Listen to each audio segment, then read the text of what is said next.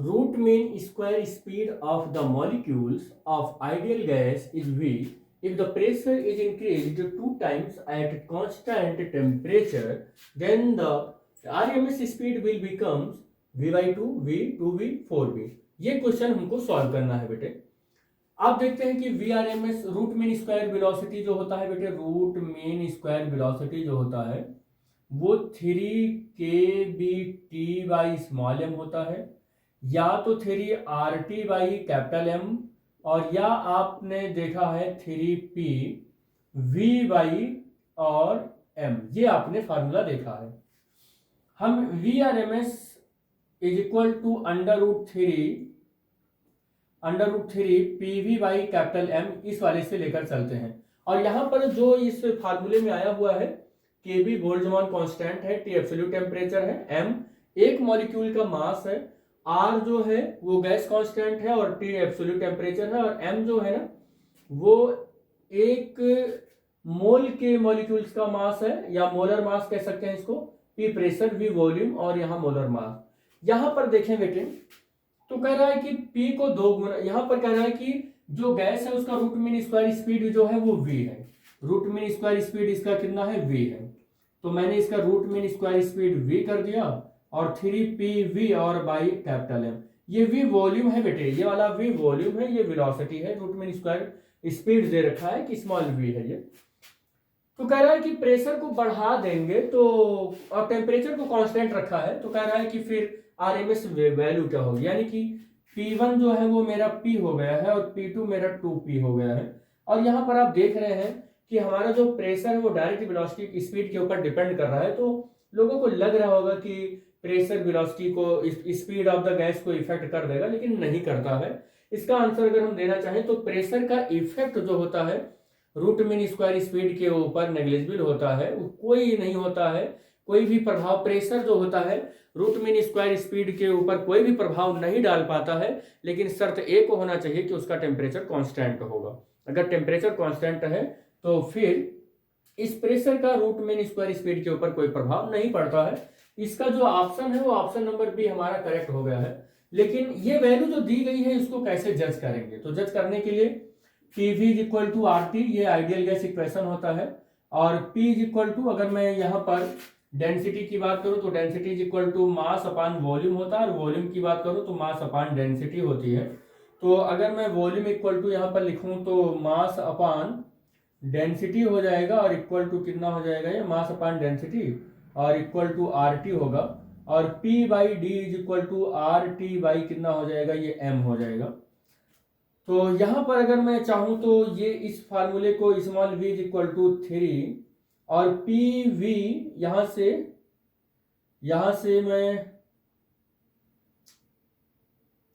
PV/M, अच्छा ये मैंने थोड़ा सा कन्वर्ट नहीं किया, कन्वर्ट कर लेते हैं।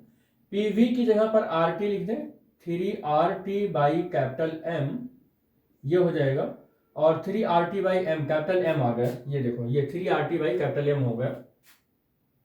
प्रेशर को हमने कन्वर्ट भी कर दिया P/D। आप ऐसा कर लो, तो रुको एक मिनट, इसको थोड़ा सा और हम ठीक ही कर लेते हैं।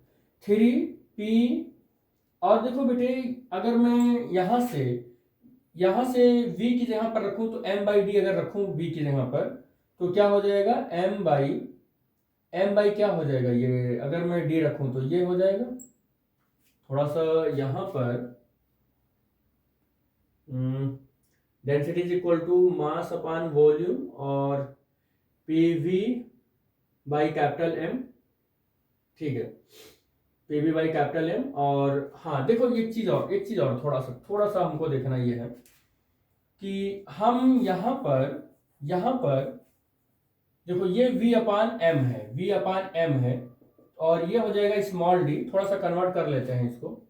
तो ये फार्मूला कितना हो जाएगा बेटे, 3 और P और V/M, ये तो ये फार्मूला 3P और कितना हो जाएगा बेटे, और V/M 1/D हो जाएगा, 1/D हो जाएगा। ये थोड़ा सा यहां से मिस हो रहा था, अब सही हो गया ये। तो अब देखो बेटे, तो ये फार्मूला हमारे पास कितना आ गया, ये फार्मूला हमारे पास आ गया P/D हो गया, और P/D की वैल्यू कितना है, RT/M।